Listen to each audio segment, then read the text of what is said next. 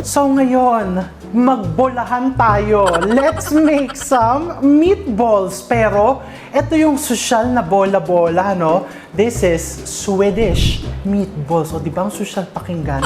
This is a very popular na dinadayo o after shopping na kinakain sa isang popular na furniture or home store. Isang beses pa lang po ako nakakapunta doon, pero magbubukas na, malapit na silang magbukas dito sa atin. But anyway, gawin natin yung specialty. This is your Swedish meatballs na napakabilis lang po gawin. Pwede mong i-partner sa pasta, sa potatoes, sa kanin. O gagawin natin lahat yan dahil alam ko na gustong-gusto nyong madami palaging options.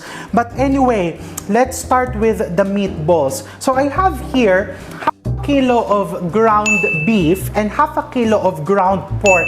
Pasensya na po, napagsama ko na po sila kagabi nung inayos ko yung ref ko. Pero half-half po yan, na beef and pork. Pwede po bang puro beef dahil bawal po sa amin ang pork? Sure. Marami po kaming pork. Pwede po bang pork lang? Sure. Pwede po bang chicken? Sure. Kung anong beef ang meron ka dyan, kung anong beef tuloy, kung anong giniling ang meron ka, maging masaya tayo sa kung ano ang mayroon tayo. O di ba may punto pa yon? So now let's mix it. Your giniling, I have here 2 pieces of eggs. You just put it there. I have here breadcrumbs, fine breadcrumbs. Pwede ka din gumamit ng Japanese breadcrumbs kung wala kang fine breadcrumbs. 2 tablespoons of good all-purpose flour. I'm using La Filipina unchlorinated all-purpose flour. Napaka-importante na may binder.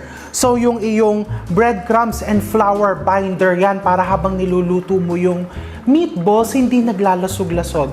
This is salt and thyme, dried thyme. Kung meron kang fresh, di gumamit ka ng fresh times 2 the amount of your dried. So you just put it there. This is ground black pepper. This is soy sauce. This is garlic powder. Yan, pag napagsama-sama mo na, haluin mo lang. So you just mix it. Naghugas po ako ng kamay ha. Hindi ako nagsuot ng gloves dahil mas gusto kong nafe-feel ko talaga yung hinahalo ko.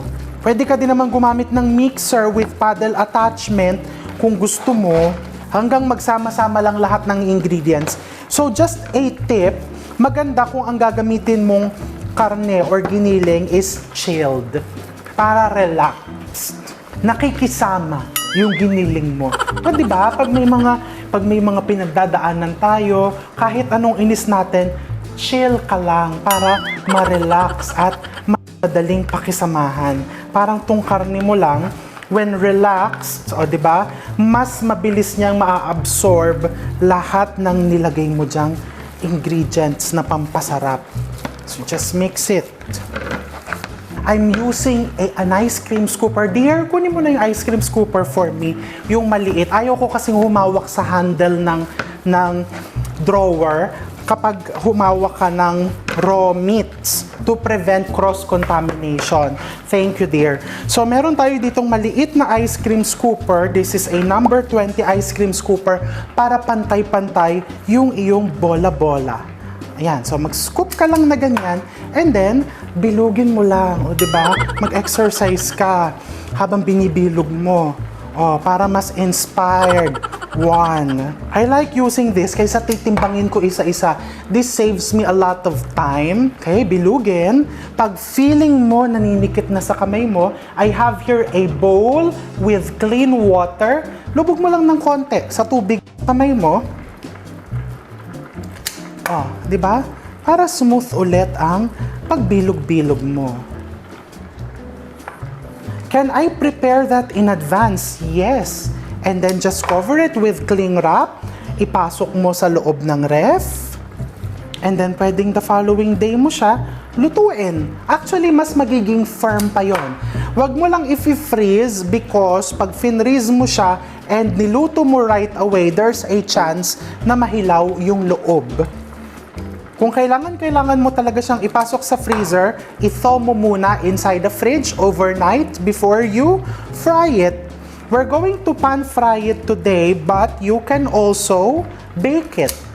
Diba? So, bibilugin ko lahat yan. And hahanguin ko yung aking pasta, just in time. Hahanguin ko, maghuhugas muna ako ng kamay. And then, lulutuin na natin ito next. Alright, so I'm ready to pan fry my meatballs. Napakasimple. You just get some oil, no, into the pan. Huwag masyadong madaming mantika. And then, you just arrange your meatballs. Sa gilid muna ako naglalagay because the tendency, mas mainit yung gitna dahil doon nakafocus yung apoy. Para hindi ka agad nasusunog.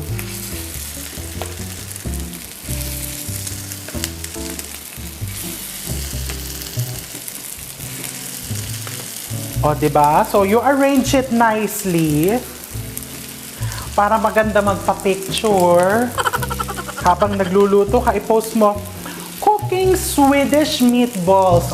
Pa-picture ka. But keeping aside, the reason why you are arranging it nicely is para, kumbaga, even yung distribution ng init.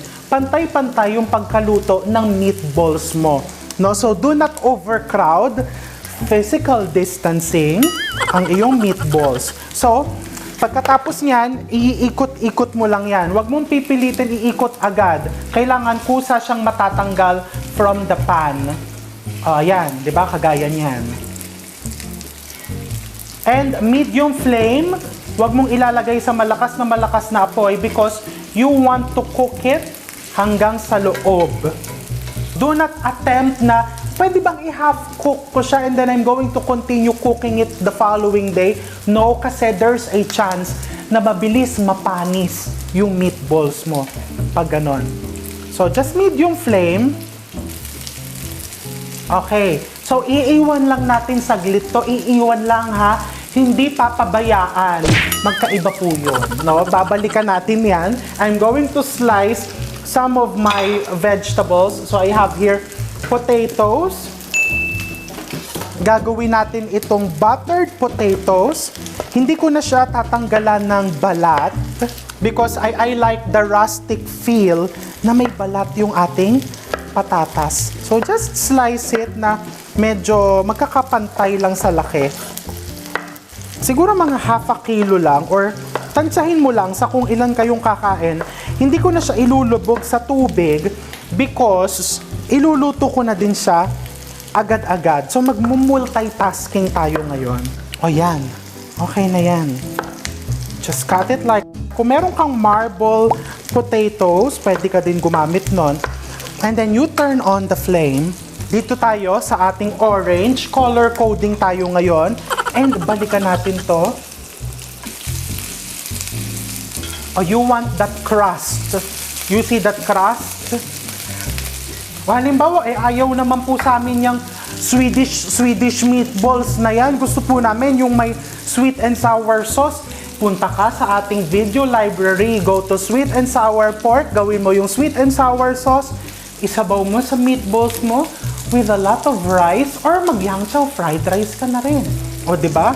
So, I have here my potatoes and then into that pan, I'm going to put some butter. This is salted butter. You just throw it and some olive oil. Good olive oil. Para hindi masunog yung butter, lagyan mo ng konting olive oil and then you just throw your potatoes. Lagay mo lang siya dyan. Iiwan mo yan hanggang mag-crust and lumambot, maluto. For the sauce of my meatballs, you will be needing also onions. So I have here 2 pieces of onions. Medyo red onions. Actually, shallots ang mas magandang gamitin. Yung mas maliliit dito. Medyo mas malaki-laki. So, kasya na siguro ang isa. Yan. Hindi mo na kailangan pagandahin ng hiwa niyan. Basta matino mo. And then I have here also flat leaf parsley. O kahit yung ordinaryong parsley, pwede na. You can also include the stem, actually. Malasa din yung stem niyan. And mabango. Okay, let's check this. Ngayon, paano mo malalaman kung luto na?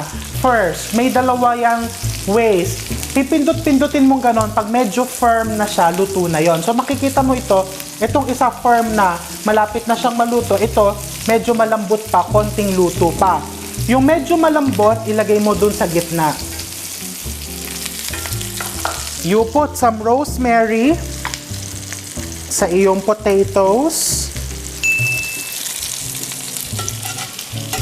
And you just keep on cooking it. Season it also with some salt. So I'm going to continue cooking this, the meatballs, hanggang ito, malapit na talaga siyang maluto. So I'm going to get a plate. Yan. Then you just put it there.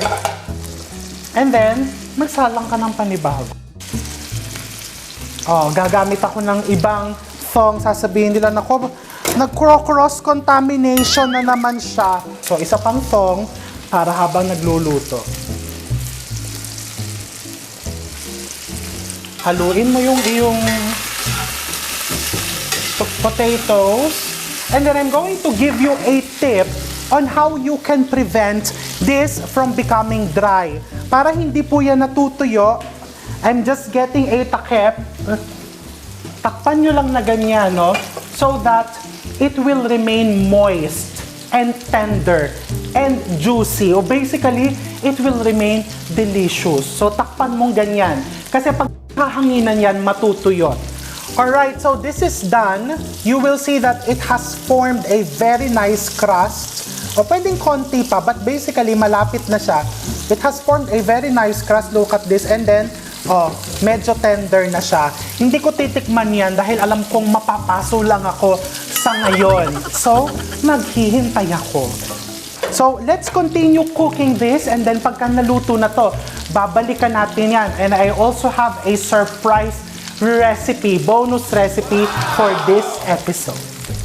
So, ngayon tapos na tayo magluto ng meatballs. Iwan mo yan dyan, cover it. And then, makikita mo, ito yung fat na nanggaling mismo doon sa iyong meatballs. You have two options. Pwede mo nang i-discard ito o ang ginagawa ko, kukuha kong konti, lalagay ko yung potatoes kasi malasang-malasa tong fats na to. Okay? And then, bawasan ko ng konti. I-discard ko lang yung konti. Mag-iwan ka ng konti dun sa pan mo and then now we are ready to prepare the sauce. To prepare the sauce, kuha ka ng butter and then you put your shallots. Just put your shallots there. And then into this, we put 2 to 3 tablespoons of all-purpose flour. Kung gusto mong malapot na malapot yung sauce, you put 3 tablespoons. Kung gusto mong tama lang, medyo runny pa din, 2 tablespoons is enough. Maglalagay ng 2.5, o diba? Para nasa gitna lang tayo. You cook the flour first. Lutuin mo muna para sigurado kang hindi maglasang hilaw yung iyong harina. And then you put 2 cups of stock. You can use chicken stock, you can use beef stock. Wala po akong stock, di tubig lang. Lagyan mo ng broth cube. O katulad nung ginawa namin. 'Di ba? Tubig na may konting broth cube. And then, you put a cup of cream. Ayan, o 'di ba? Ganyan lang kasimple. Halu-haluin mo lang hanggang lumapot. And as promised to you, gumawa tayo ng isa pang bonus na pwedeng-pwede mong gamitan ng meatballs. Why don't we make spaghetti and meatballs? So, for the spaghetti and meatballs, ayan. So, I have crushed tomatoes and garlic. So, this one, hinahalo-halo ko lang siya while I wait for this to become thick. O, diba? So, bring it to a full boil for 1 to 2 minutes to make sure that you fully activate the starch. And then, syempre, titikman mo yan. If you need to add more salt or pepper,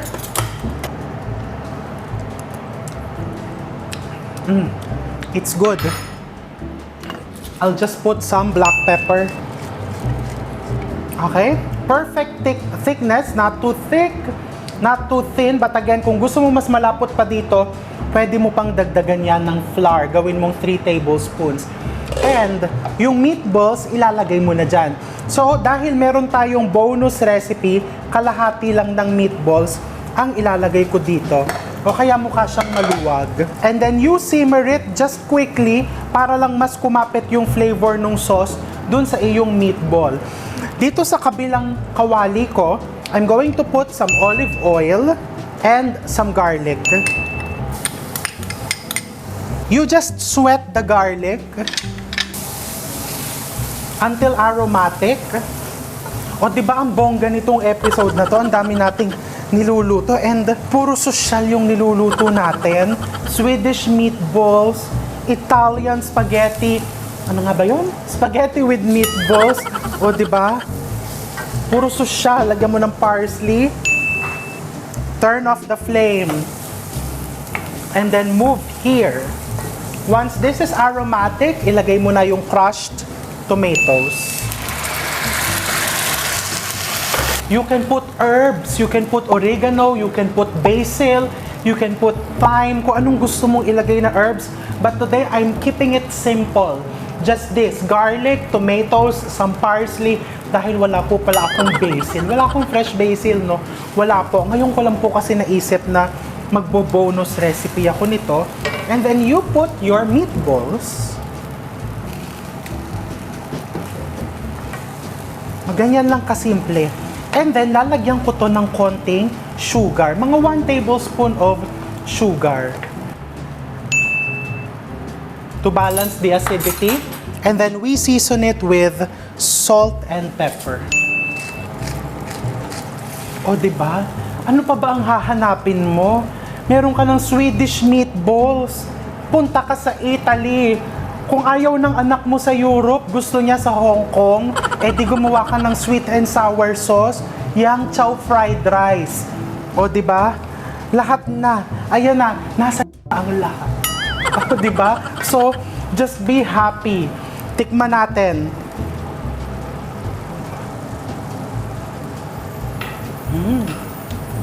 Sarap.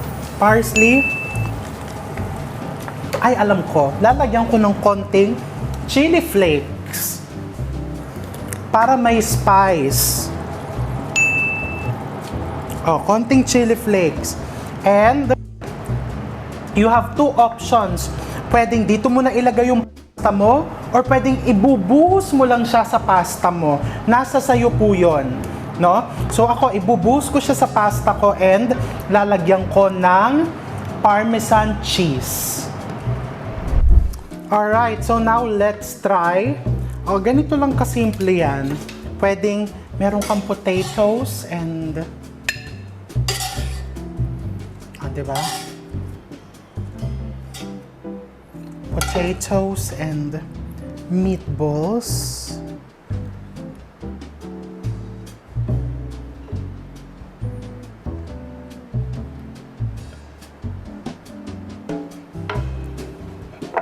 Or you can do spaghetti and meatballs.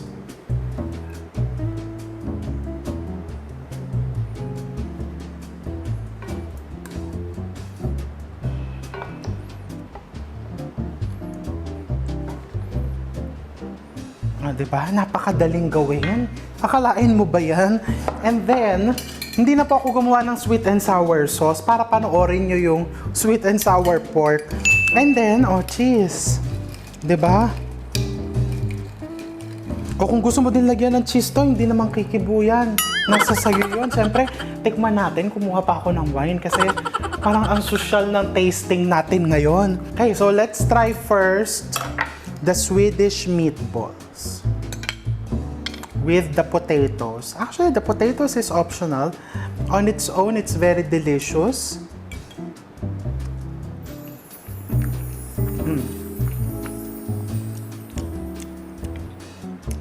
It's very moist. Wala pa tayong sinaing no? Wala pa. So, potatoes na lang. Para ka talagang nasa Europe.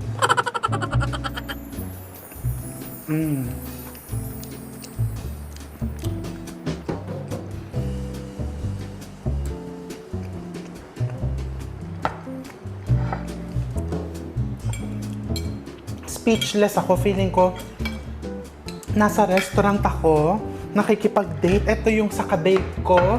Nag-CR yung kadate ko. Patikim.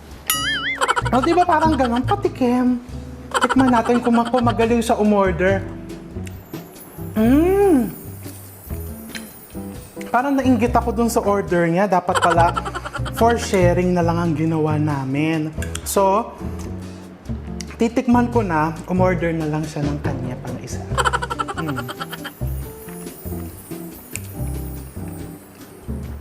Alam mo, ito yung tipong hindi mo akalain na 2-in-1. Na alam mo, hindi ka na-stress sa pagluluto.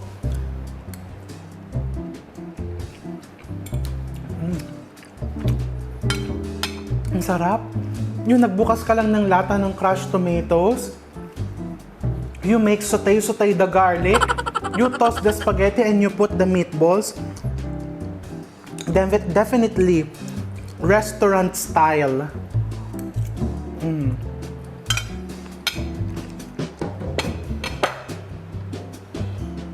And may wine. Pwede po bang umorder ng spaghetti lang? Walang kahit na ano. O, di ba? Walang kahit na ano. Kasi nasa harapan ko na po lahat ng kailangan ko. O, di ba? Yung mga ganong type. O, white sauce naman. Kung nagsawa ka na dun sa red, lagyan mo ng pasta yan. And then,